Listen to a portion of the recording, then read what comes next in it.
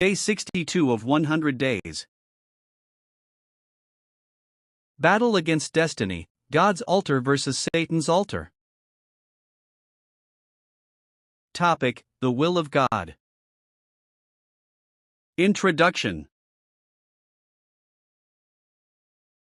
The will of God represents His divine intention, purpose, and plan for your life. In the battle between God's altar and Satan's altar, the central conflict is often about whose will prevails. God's altar enforces His perfect will, while satanic altars seek to impose confusion, delay, and destruction. To walk in victory, a believer must discern, align with, and enforce the will of God. 5 leading Bible verses with full explanation. 1. Romans 12 verse 2.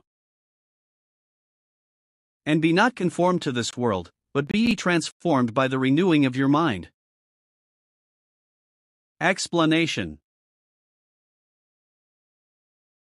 God's will is not discovered through worldly patterns but through spiritual transformation.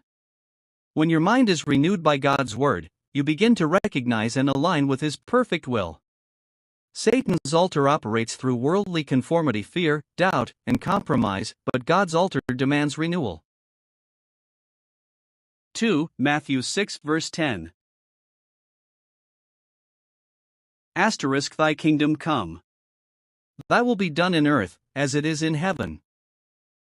Explanation of this verse establishes that God's will already exists perfectly in heaven. The believer's responsibility is to enforce that will on earth through prayer and obedience.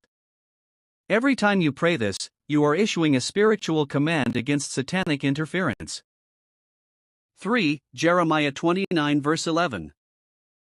For I know the thoughts that I think toward you, thoughts of peace, and not of evil. Explanation: God's will is always good, peaceful, and purposeful. Satan's altar often projects the opposite: confusion, stagnation, and hardship. This verse reassures you that any negative pattern is not from God and must be resisted. 4. 1 John 5 verse 14.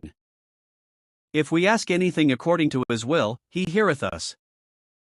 Explanation: prayer becomes powerful when it aligns with God's will. The secret of answered prayers is not just asking, but asking according to divine purpose. Satan's altar is weakened when prayers are rooted in God's will. 5. Ephesians 5 verse 17. Wherefore be ye not unwise, but understanding what the will of the Lord is. Explanation: ignorance of God's will makes a believer vulnerable.